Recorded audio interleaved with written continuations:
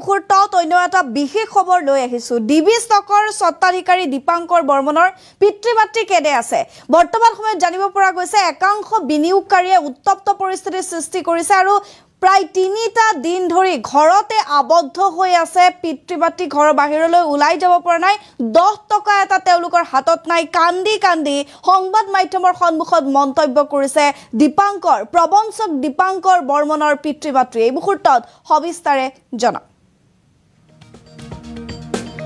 3 দিন ধৰি আবদ্ধ মহাপ্ৰবঞ্চক পলাতক দীপাংকৰ বৰ্মনৰ পিতৃ-মাতৃ পদুমবৰীস্থিত অভিগুণা ৰেসিডেন্সিত আবদ্ধ হৈ আছে দীপাংকৰৰ পিতৃ-মাতৃ দীপাংকৰ বৰ্মনৰ ঘৰ লণ্ডভণ্ড কৰিছে ধন বিনিয়োগকাৰী লোকে ডিবি ষ্টকৰ কথা নতুনকৈ ক'ব নালাগে কিয়নো সকলো জ্ঞাত ঘৰৰ সামগ্ৰীও লৈ গৈছে একাংশ বিনিয়োগকাৰীয়ে ডিবি ষ্টকে ৭,০০০ কোটি টকাৰ যি লুণ্ঠন এক প্ৰকাৰ চলাইছে তাৰ পিছতে সেই শাস্তি বৰ্তমান পিতৃ-মাতৃয়ে লাভ কৰিছে শাৰীৰিক অত্যাচাৰ চলোৱাৰ অভিযোগ দীপাংকৰৰ পিতৃ-মাতৃৰ নিশা একাংশ বিনিয়োগকাৰীয়ে ঘৰত প্ৰৱেশ কৰি মদ্যপান কৰাৰো অভিযোগ দীপাংকৰ বৰ্মনৰ সৈতে বিগত 3টা দিন ধৰি পিতৃ-মাতৃৰ কোনো যোগাযোগেই নাই ক'ত আছে দীপাংকৰ কি কৰি আছে কলৈ গ'ল সেয়া নাজানে পিতৃ-মাতৃয়ে বৰ্তমানো অব্যাহত দীপাংকৰক বিচাৰি অভিযান মাতৃয়ে নিশা দৌৰি দৌৰি জালুকবাৰী আৰক্ষী থানাত উপস্থিত হৈছে কিয়নো ইমানেই উত্তপ্ত পৰিস্থিতি তেওঁলোকে শান্তিৰে শুব পৰা নাই না তেওঁলোকে ঔষধ খাব পাৰিছে কিয়নো ঔষধ কিনিবলৈ হাতত এটকাও নাই 10 টকা এটাও নাই বুলি কান্দি কান্দি পিতৃ-মাতৃয়ে মন্তব্য কৰিছে লগতে তেওঁলোকে কৈছে যে 70-80 জন লোক একেলগে ঘৰত সোমাই আহে সা সামগ্ৰীসমূহ লণ্ডভণ্ড কৰিছে ভাঙি ঘৰৰ ভিতৰ চৰাৰ দৃশ্য আমি দেখুৱাই চাওক এয়া পদুমবৰীস্থিত অভিগুণা ৰেসিডেন্সিত কেনেধৰণে পিতৃ-মাতৃৰ যি ফ্লেট দীপাংকৰ বৰ্মনৰ বাসগৃহ সেই বাসগৃহত কেনেধৰণে লণ্ডভণ্ড কৰিছে একাংশ ধন বিনিয়োগকাৰীয়ে আচলতে সেই একাংশ বিনিয়োগকাৰীয়ে নিজৰ সাঁচতীয়া ধনসমূহ ডিবি ষ্টকত থৈছিল আৰু তাৰ পিছতে যি অন্তৰ্ধান হল ডিবি ষ্টকৰ স্বত্বাধিকাৰী দীপাংকৰ বৰ্মন আৰু তাৰ পিছৰ পৰিস্থিতি এয়া আৰু ইতিমধ্যে খবৰ ৰাখিছে পানবজাৰ আৰক্ষী থানাত ইতিমধ্যে দীপাংকৰ বৰ্মনৰ প্ৰেয়সী বা প্ৰেমিকাক ইতিমধ্যে চলাই আছে জেৰা অব্যাহত ৰাখিছে আৰক্ষীয়ে জেৰা যিকোনো মুহূৰ্ততে গ্ৰেপ্তাৰ হ'ব পাৰে দীপাংকৰ বৰ্মনৰ প্ৰেয়সী কিন্তু তাৰ পৰিৱৰ্তে এই মুহূৰ্তত ঘৰৰ অৱস্থা চাওক দীপাংকৰৰ ঘৰৰ অৱস্থা দেখুৱাই আছো বৰ্তমানো অব্যাহত দীপাংকৰক বিচাৰি আৰক্ষীৰ অভিযান কিন্তু নিখাৰ ভাগত প্ৰায় 70-80 জনকৈ লোক একাংশ যেহেতু বিনিয়োগকাৰীয়ে উত্তপ্ত পৰিস্থিতিৰ সৃষ্টি কৰে ভিৰ কৰে অভিগুণা ৰেসিডেন্সি পদুমবৰীস্থিত সেই বাসগৃহ দীপাংকৰৰ বাসগৃহৰ ভিতৰত সোমাই কেনেধৰণৰ পৰিস্থিতিৰ সৃষ্টি কৰে চাওক আমি দৃশ্য দেখুৱাই আছো পিতৃ-মাতৃয়ে কান্দি কান্দি পুত্ৰলৈ এটাই অনুৰোধ কৰিছে তুমি ক'ত আছা তুমি ওলাই আহা আৰু পিতৃয়ে কালিৰ দিনটোত কান্দি কান্দি এটা ভিডিঅ' শ্বেয়াৰ কৰিছিলে বা সংবাদ মাধ্যমৰ সন্মুখত দিছিলে তেওঁ কৈছিলে যে তুমি ক'ত আছা য'ত আছা সোনকালে উভতি আহা আৰু নহ'লে এটা ভিডিঅ'ৰে সমগ্ৰ লোকসকলক আশ্বাস হ'লেও এটা দিয়া এই আমি দৃশ্য দেখুৱাই আছো পদুমবৰীস্থিত দীপাংকৰ বৰ্মনৰ বাসগৃহৰ দৃশ্য চাওক একাংশ বিনিয়োগকাৰীয়ে ঘৰত প্ৰৱেশ কৰি মদ্যপান কৰাৰ লগতে কেনেধৰণে উদ্ভণ্ডালি কৰিছে বা কেনেধৰণে লণ্ডভণ্ড কৰিছে সেয়া দৃশ্য আমি দেখুৱাই আছো ভাবক প্ৰায় ৭,০০০ কোটি টকা কলৈ গ'ল সেই ৭,০০০ কোটি টকা সেই নিজৰ ধন বিচাৰি সাঁচতীয়া ধন য'ত জমা থৈছিলে দীপাংকৰৰ ডিবি ষ্টকত সেই ডিবি ষ্টকৰ মালিকেই নোহোৱা হৈ গ'ল তাৰ পিছত একাংশ লোকে বৰ্তমান সময়ত নিখাৰ ভাগৰে পৰা আচলতে পদুমবৰীস্থিত অভিগুণা ৰেসিডেন্সিত থকা দীপাংকৰ বৰ্মনৰ ফ্লেট বা বাসগৃহত উপস্থিত হৈ এনেধৰণে লণ্ডভণ্ড কৰিছে উৎপাত চলাইছে মন্তব্য আছে আমাৰ হাতত পিতৃ-মাতৃৰ কান্দি কান্দি পিতৃ-মাতৃয়ে কি কৈছে হাতত তেওঁলোকৰ 10 টকা এটাও নাই খাব পৰা নাই শুব পৰা নাই 3টা দিন ধৰি ঘৰত আবদ্ধ হৈ আছে পিতৃ-মাতৃ মন্তব্য আগবঢ়াইছে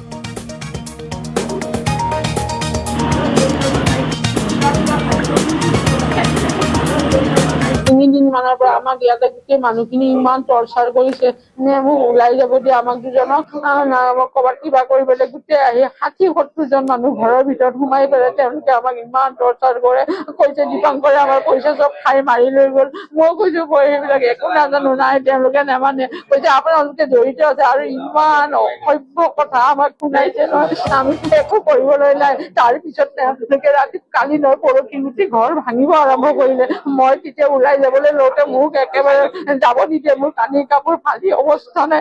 মই সেই তেনেকেই মই জালুকবাৰী থানাত ৰাতি 3টা বজাত গৈ পাইছো। এইবিলাক কৰিছে কোনে কৰিছে? ইনভেষ্টৰে হ'ব এইবিলাক, মইতো চিনি নাপাওঁ নহয়। মানুহ ইমান 70-80জন মানুহ যদি ঘৰত থাকে মই কেনেকে চিনি পাওঁ? মোক সেই চিৰিৰ পৰা যাব নিদিয়ে, টানি টানি মোক গোটেই এইবিলাক গোটেই হেৰি কৰিছে। মই থানাত গলো, তাৰপিছত মেডিকেল টেষ্ট কৰাইছে, কৰাৰ পিছত মই ৰাতি কালি 10:30 বজাত ঘৰ আহি পাইছো অকলে অকলে। আজি কেইদিনমানৰ ধৰি দীপাংকৰ বৰ্মনে এঞ্জেল ব্ৰকিঙৰ আণ্ডাৰত দিবি ষ্টক বুলি এটা শ্বেয়াৰ মাৰ্কেটৰ কোম্পানী আছে খ্ৰীষ্টান বস্তি। তেওঁ তাৰ অনুৰূপভাৱে হায়দৰাবাদতো আছে, এটা নলবাৰীত আছে, বৰা চাৰ্ভিচত আছে আৰু এইদৰে নলবাৰীতো এটা দিবি ষ্টকৰ এটা অফিচ আছে। তাতে কেইবাশতো মানুহক জীৱিকা স্থান দি আৰু বহুতো দুখীয়াৰ পৰা ধনী মানুহলৈকে সকলোকে এটা ইনভেষ্ট কৰে আৰু সকলোকে সহায় কৰি আছিল। আজি আনকি তেওঁ সামাজিকভাৱে অনাথ আশ্ৰম ল'ৰা ছোৱালীকো বহুত সহায় কৰিছিল। আনকি Guwahati commerce college, Guwahati engineering college, royal global, Dipan Goswami order দিছে। আনকি তেওঁ এনেকে বহুতো সামাজিকভাৱে জড়িত আছে। থকা হয় মানুহক আজি যি আমি নিউজত পালো কিছুমান মানুহ যে স্কেণ্ডেল হৈছে 7,000 কৰোৰ, সেইটো সঁচা মিছা আপোনালোকে বিচাৰ কৰক। আজি 3 দিন ধৰি আমাক এই মানুহ কিছুমানে এতিয়া তেওঁলোকে বিনিয়োগকাৰী হয় নে নহয় সেইটো মানে সন্দেহ। সকলোৱে আহি আমাক এটা ঘেৰা কৰি বাহিৰৰ পৰা তলা বন্ধ কৰি আমাক ৰাখি মেলি ৰাখিছে আৰু তেওঁলোকে গোটেই ৰাতি অশ্লীল ভাষাৰে আমাক বাক্যবান কৰে। বাক্যবান মদ চিগাৰেট আৰু এতিয়ালৈকে পনীৰ খাই আমি লঘোণে থাকিব লগা পৰিস্থিতি কৰিছে।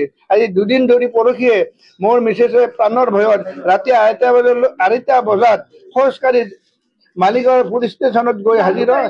তেওঁ জালুকবাৰী অৱস্থিত, তাত পুলিচত তেওঁ প্ৰটেকশ্যনত থাকে জীৱন ৰক্ষাৰ কাৰণে। আৰু মোক তেওঁ কেতিয়াও মোক যাব নোৱাৰে, আপুনি যাব নোৱাৰে, আপোনাৰ পত্নী যিয়ে হওক মৰক, আপুনি হেৰি কৰিব, তেওঁৰ মানে হেৰি কৰি পাতিব, শ্ৰাদ্ধ পাতিব। আৰু তাৰ পিছত তেওঁ কালি আকৌ 3 কিলোমিটাৰ খোজকাঢ়ি ৰাতি ওলাইছে। এই মানুহখিনি ৰখি আছে, আহি তেওঁলোকে এনেকুৱা বাক্যবান কৰি আছে। আৰু মই মোৰ পুত্ৰ মোৰ কন্যা তেওঁলোকৰ আনকি যি বাক্য প্ৰকাশ কৰিছে মই আপোনালোকক সেইটো সভ্য সমাজে বাক্য কৰিব নোৱাৰো। এই ঘৰত এই 2 দিন লণ্ডভণ্ড কৰি তেওঁলোকে আলমাৰি তালমাৰি চব ভাঙি কাপোৰ টানি তলত আছে, আমি শুব পৰা নাই, খলত তেওঁলোকে একো ব্যৱস্থা কৰিব পৰা নাই। মোৰ ঘড়ীটো আৰু মোৰ পত্নীৰ ঘড়ী আৰু ল'ৰাৰ ঘড়ী অলংকাৰ টকা পইচা যি আছে চব লৈ গৈছে। আনকি মই এতিয়া মেডিচিন মোৰ হাতত 10 টকাও নাই। আৰু এতিয়া মই মোবাইল তেওঁলোকে আবদ্ধ কৰি অলপ আগতে আপোনালোকে অহাৰ কাৰণে এতিয়া মোবাইলকেইটা 2জন বিনিয়োগকাৰীয়ে আহি ক'লে যে আপোনালোকে চাইন কৰক, ব্লেংক চাইন কৰক, আপোনালোকৰ পুত্ৰৰ পইচা লৈছে। মইতো পুত্ৰ লৈছে যে পুত্ৰই দিব, যদি পুত্ৰই নাহে আইনৰ সহায় লয় তেতিয়া মোৰ যি আছে বাজেয়াপ্ত কৰি হ'লেও আপোনালোকক দিম। তেওঁলোকে তাৰপিছত কিছু আপোনালোকক মিডিয়াই সেৱা কৰিব নোৱাৰে, আপোনালোকক পুলিচে সেৱা কৰিব নোৱাৰে। পুলিচে কি কৰিব, DCB কি কৰিব? আমাৰ মানুহ হেমন্ত বিশ্ব শৰ্মাই আপোনাক সহায় কৰিব নোৱাৰে, যন্ত্ৰমূলক কি সহায় কৰিব? গাড়ী যদি হাজাৰ যদি ভোট নেদে তেওঁ এটা উৰি যাব।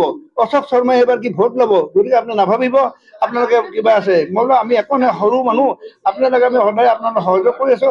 আজি ৰাতিপুৱা যেতিয়া তেওঁলোকে ওলাই গ'ল, আপোনালোকে কেইবাটাও ইলেক্ট্ৰিক মিডিয়া মাধ্যম আহি মানে আমাক যি সহায় কৰিলে। আনকি তেওঁলোকে চাহ বনাই, ৰুটি বনাই,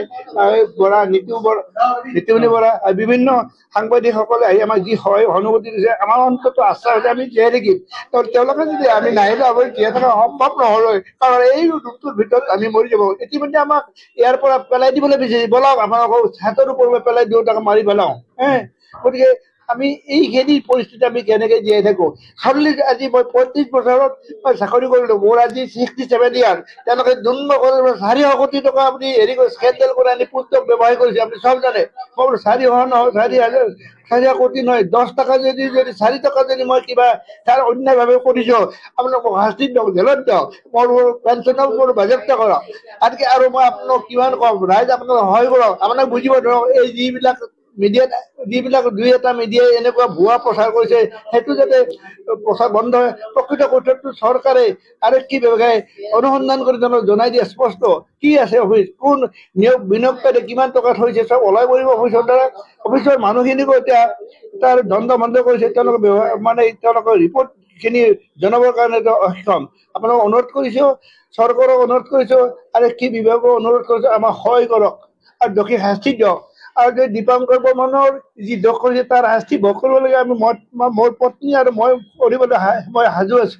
মই একে কৈছো যে আপোনালোকে আজি আহি মোক যি আমালোকৰ উৎসাহ আৰু সাহস দিলে এইটো আপোনাৰ মেডিচিনতকৈ বেছি আমাৰ মোক সহায় হৈছে। মই ডায়েবেটিছ প্ৰেছাৰ, মই হাই প্ৰেছাৰ, এতিয়া মোৰ 10 টকা কিনিবৰ কাৰণে মোৰ হাতত পইচা নাই।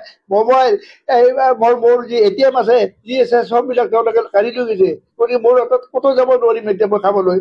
এতিয়াহে 2 দিনৰ মূৰত মই ৰুটি অলপ খাই পালে মোৰ অলপ গাটো ভাল লাগিছে। আপোনালোকক আৰু মই কি ক'ম, অশেষ অশেষ ধন্যবাদ। আপোনালোকে ভুল নুবুজিব আৰু আপোনালোকে আহক আৰু সহযোগ বিচাৰক। ধন্যবাদ। 3 দিন মানৰ পৰা আমাক ইয়াতে গোটেই মানুহখিনি ইমান টৰ্চাৰ কৰিছে।